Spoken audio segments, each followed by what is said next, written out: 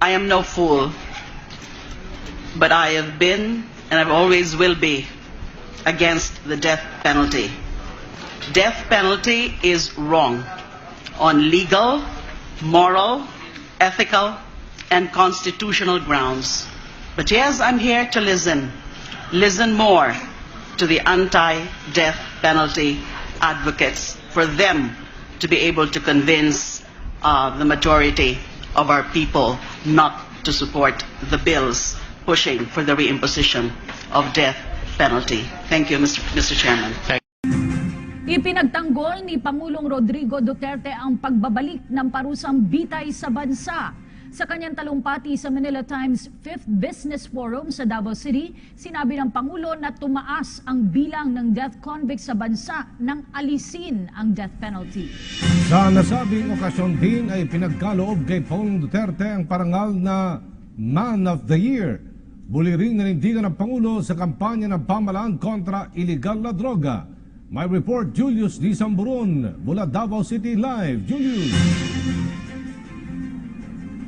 Cathy Aljo, magandang gabi. Dumalo nga si Pangulong Rodrigo Duterte sa ikalimang Manila Times Business Forum at awarding ceremony ng Manila Times Man of the Year. Dito yan sa Marco Polo Hotel sa Davao City. Kasama po ng Pangulo na dumalo dito sina Finance Secretary Carlos Dominguez at Presidential Spokesperson Ernesto Abella. Sa naging talumpati po ng Pangulong Duterte, ipinagtanggol nito ang pagbabalik ng parusang bitay sa bansa.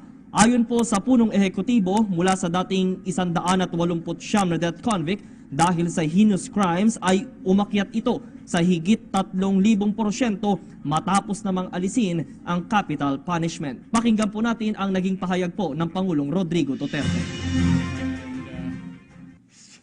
Ano ang death penalty? Wala man nangyari. Hindi kasi ako ang presidente. Ibalik mo yan. Ako ang kayang presidente. Gawain kong kurtina yung mga buang dyan sa puno. Bitayin. Yes. Total, itong pare, ayaw mo rin magpayag na heinous crimes increase 3,000%. Galing ito sa Bilibid. After scrapping of death penalty, Bureau of Corrections. Ang nag-report pa ka, ABS-CBN eh. During the Senate deliberations on bills seeking to restore death penalty, BUCO, that's Bureau of Correctional, Director Attorney Benjamin de los Santos said there were 189 inmates convicted of heinous crimes before the capital punishment was abolished. In 26, De Los Santos added that after the death penalty was revoked, this figure rose to 6,200 inmates, an astonishing 3,280% increase of persons convicted of heinous crime. Figures from 189 to 6,200, or an increase of 3,280%. Kaya huwag kayong maniwala dyan sa mga writer, yung mga opinion. Puro basura yan. Pera-pera lang iba dyan. Totoo lang. Politika, whatever. Do not try to discern newspapers, so do nothing. Kasi yung mga newspaper na yan, yung mga wala nang mabuti ang ginawa sa kapwa-tao nila. Kaugnay naman ng foreign relations, partikular sa bansang China, sinabi po ng punong ehekutibo na kailangang mapatatag muli ang pagkakaibigan ng Pilipinas at ng China bago buksan ang usapin ng desisyon sa Arbitral Tribunal sa Scarborough Shoal at iba pang claims sa West Philippine Sea. Dapat din daw na idaan ito sa maayos na usapan at hindi lamang sa anumang patutsadahan o asaran. Present din nga dito sa forum na ito ang ambassador po ng China na si Xiao Jianghua. Muli, ang Pangulong Rodrigo Duterte. There will be a massacre. At ano ang battleground? where will be the battleground? It's the Philippines and Palawan will be first to melt down. Tapos gusto nila akong gawing leverage. They want me to say, you boss, you.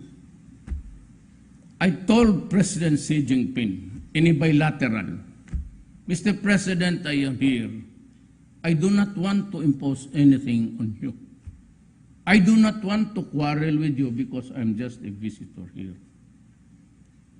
I was invited, so I just want to make friends with you. I did not even ask for anything. So historically, China kept a distance because we were dovetailing the foreign policy of America. I said, I'll go out. I'll make friends with everybody. Then they started we ordered 23,000 M16 to upgrade our, tagal na kasi ang mga baril na yan eh. Loose na ang bore niyan. And I said, China said, we will give you. Russia said, we'll sell to you. Buy one, take one. Oh. Nananatiling laman ng talumpati ng Pangulo ang kampanya ng gobyerno kontra iligal na droga, kung saan nga ang atas niya ay ang tuluyang pagwasak sa mga mapaminsalang drogang ito. May komento din po ang Pangulo sa naging pahayag ng dating Pangulo ng Colombia na posibleng maulit ng Pilipinas ang kamalian ng Colombia kontra droga. Sabi pa po ng Pangulo, ilang sundalo at pulis na ang nawala dahil sa ginagawang kampanyang ito. Sinabi din niya at pinatunayan ang 40% ng mga barangay captains na sangkot sa illegal na droga sa bansa. Muli, ang Pangulong Rodrigo Duterte. Ito, they just manufacture shabu, first, second, and third shipment, bilyonaryo na. Sabihin na ng mga, itong mga anak, mga mahirap, natural. May alang-alang naman si Lance, pati si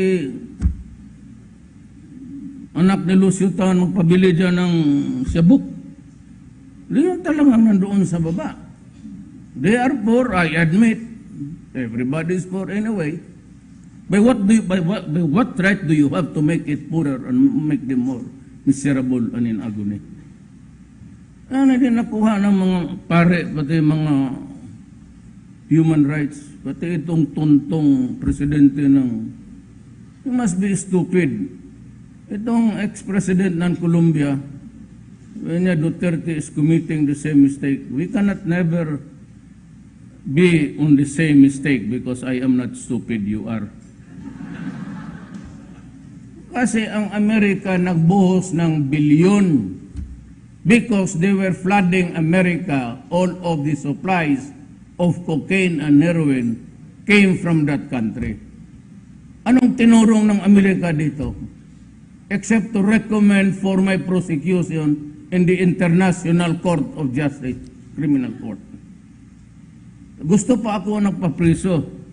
Yung tinignan ko yung charter ng International Criminal Court, ang hindi pala membro. Pangulong Duterte na mananatiling malinis at walang korupsyon ang kanyang administrasyon. Kaya bukod nga sa Government Hotline 8888, ay maglalabas din po ito ng executive order para naman sa mabilis na proseso ng mga dokumento, lalo na po sa mga lokal na pamahalaan. Narito po ang Pangulong Rodrigo Duterte. Zero tolerance ako ngayon sa crowd. Just mere whisper, you're out. And every department, NEDA, local governments, I'm announcing it, I'm going to issue this circular or executive order or whatever. We have 3 days. In Davao City, you get it 3 days. Noon sa akin. Permit, what? Housing, engineer, 3 days.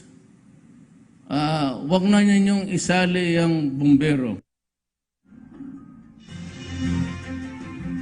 Aminado din po ang Pangulo na ito ang unang pagkakataon na tumanggap siya ng parangal kung saan nga ay kinilala siya ng Manila Times bilang Man of the Year.